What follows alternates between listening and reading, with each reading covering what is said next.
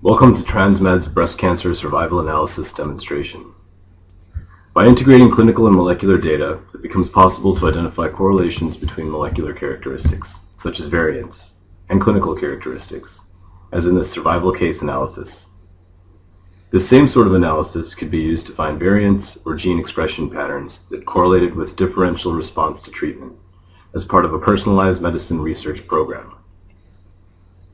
To start this exploration, we will log into Transmed's BIS with TCGA cancer data.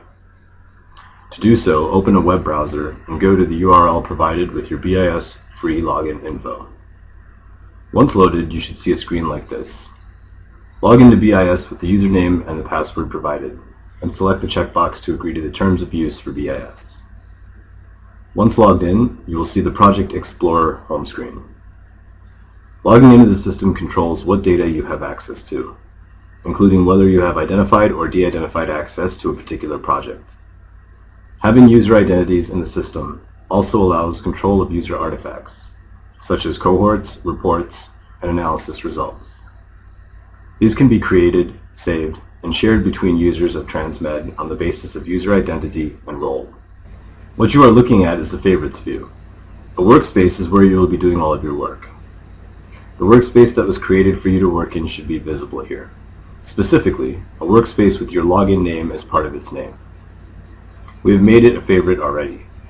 To view all the workspaces available to you, select the drop-down called Favorite Workspaces, and select the option called All Workspaces.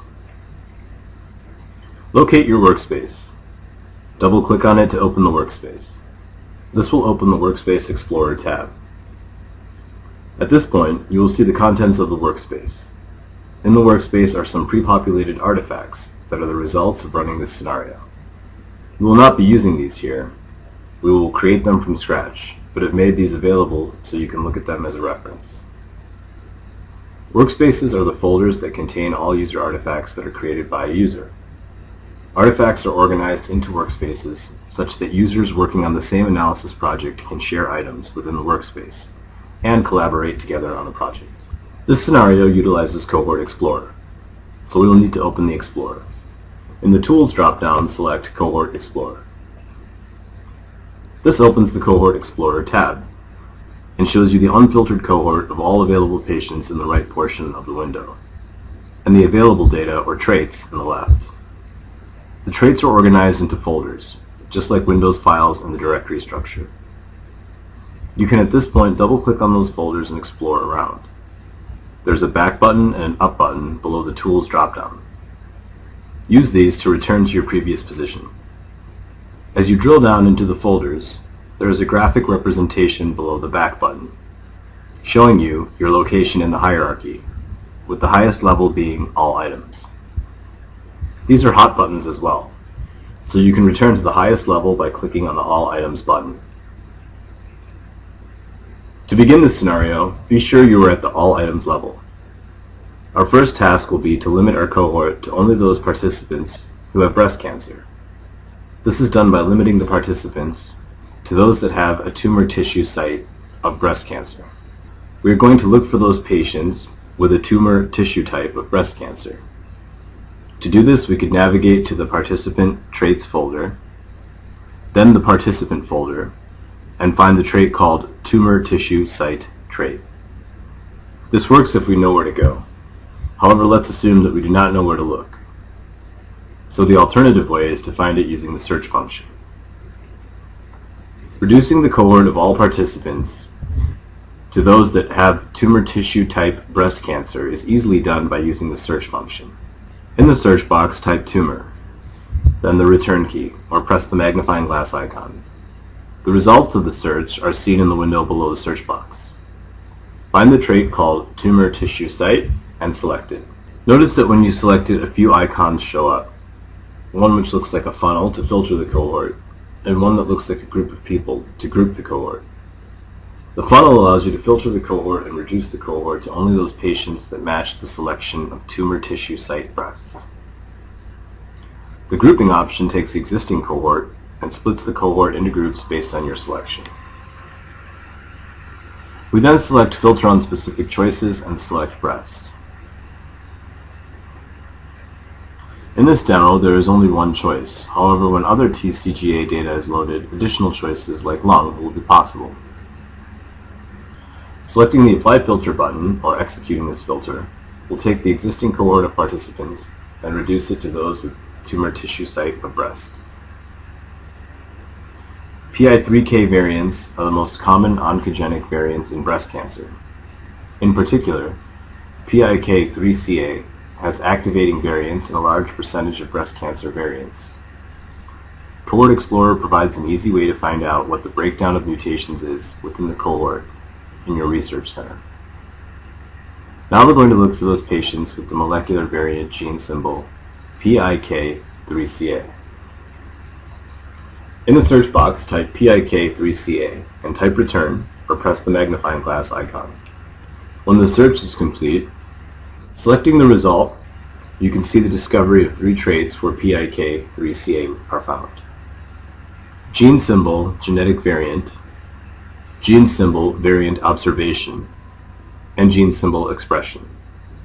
For our purposes today, we will be using gene symbol variant observation. We are using this because for this analysis, we are interested in the observations of sequence data in patient tumors, where somatic variants occurred in PIK3CA, not in the expression levels. Click on the filter icon. Once the filter options are open, notice that the PIK3CA is selected as part of the genetic variant observation folder.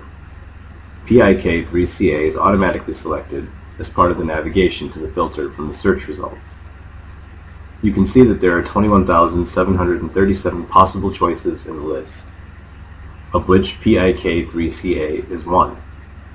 If we wanted to look for another symbol, we could use the Search Choices box above the list. Selecting the Apply Filter button, or executing this filter, will take the existing cohort of patients and reduce it to just those with the PIK3CA molecular variant. Now we want to investigate the relationship of different amino acid changes. To do this, we need to navigate into the Genetic Variant Observation folder. This is done by returning to the All Items level by clicking the All Items button above the search box. This returns our view to the top level. Navigate into Experiment Traits by double-clicking on the folder in the navigation window, then double-clicking on the Genetic Variant Observation folder.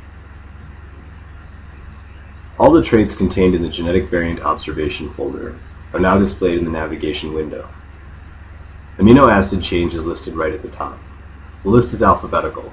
If we wanted, we could use the search to find it as we did for PIK3CA. Within Cohort Explorer, it is also possible to get the breakdown of the variants within a particular gene.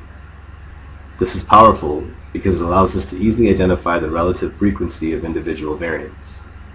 Here the data is broken down by the amino acid change, but we could easily break it down by activating or damaging variants, for instance, if that annotation was available in the system.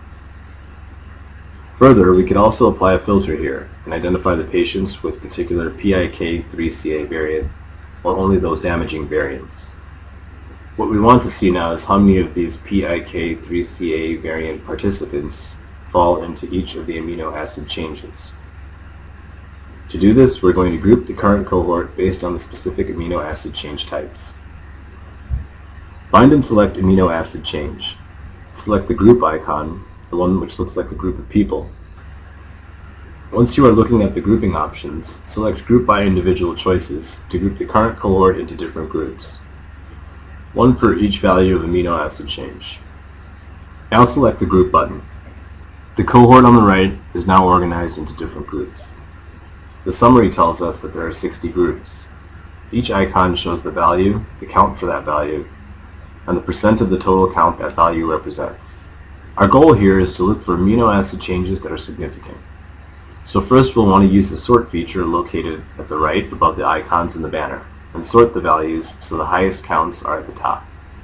Select the 9-to-1 option.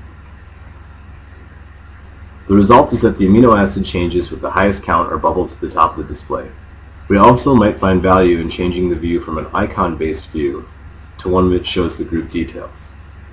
This creates a table of the amino acid changes with the count and percent values. The group details view is nice for the publication of papers.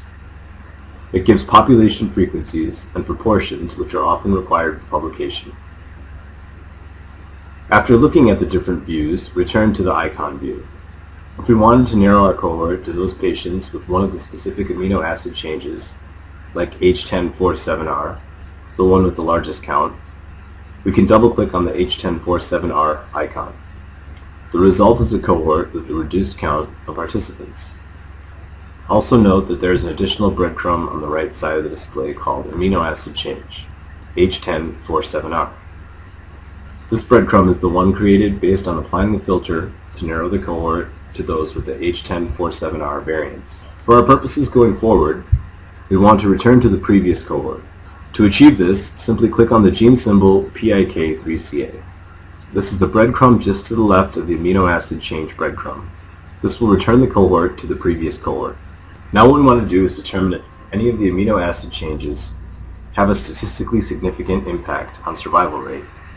To do this, we will create a report including the data needed to complete the survival analysis. The first step is to create a base report. To do this, we click the Create Report button above the breadcrumbs. This launches Cohort Reporter and pre-populates it with a basic template. The purpose of this study is to determine if there is any biological difference in regards to survival rates of patients with different variants of PIK3CA. Although this is just an example study, it does show the power of the tool and the sorts of analysis that can easily be envisioned within the tool. In particular, this demonstration focuses on the integration of outcomes data and molecular data. If the pool of patients, outcomes data, and treatment data was larger, it would be possible to perform more interesting clinical analyses, like whether the variant identified in the study was associated with differential response rates to PI3K, AKT, or mTOR inhibitors. To complete the survival analysis, we need to add some additional data values to the report. Adding the traits that we need is straightforward. It can be done a couple of ways. If we know where the trait exists, like amino acid change and gene symbol variant observation, which are in the gene variant observation folder, to do this we right-click and select Edit Level. When we do this, we can see that the gene symbol variant observation is already selected because it was used as part of the cohort definition. So all we need to do is select amino acid change. Amino acid change is at the top because it is alphabetical, but if it were not, we could use the search at the top of the list to find it. Select amino acid change and click OK. Notice amino acid change has now been added to the report template. The next trait we need to add is vital status. To do this, let's select participant and right-click it, and select Edit Level. Use the search in the traits window, typing vital in the search box. After you press return, you can see vital status in the results window. When you select vital status, a check sign appears to select this and add it to the report. In this case, we want to add the trait to the report by clicking OK. This adds vital status to the report in the participant folder. The last trait we need to add is survival time. Using the search box under the All Items button, enter survival and press return or the magnifying glass. In the results window below, you will see the trait survival time. Select it and notice it is part of the participant folder, which is part of the participant traits folder. Add it to the report by pressing the plus sign to bring up the options dialog. Click on the OK button to add it to the report. Now we are ready to generate the report. This is done by clicking on the Save and Close button located in the upper left, right below the BIS 5.1 icon. This will bring up the Save New Report dialog box. Give the report a name, something like Breast Cancer PIK3CA Report. Once you've entered the new name, click the OK button. This will bring up a dialog asking if you want to generate the data now. Select OK. Following the generation of the data, the report will load. In the report, you can see the data. Along the top of the report, you see the title of the columns, and each row represents an entry. If you scroll to the left, you can see all the traits. After reviewing the trait values, let's create the survival analysis to look a little deeper into the amino acid changes and how they relate to the PIK3CA gene. To create the analysis, we need to open the Analysis Tools by clicking in the Navigator window on the Analysis Tools icon. This will display the various analyses that are possible in our base product. Select the Survival Analysis tool icon. To run the analysis, we need to fill in the grouping column, outcome column, value representing death, and survival time column. We will use these values. For grouping column, select amino acid change.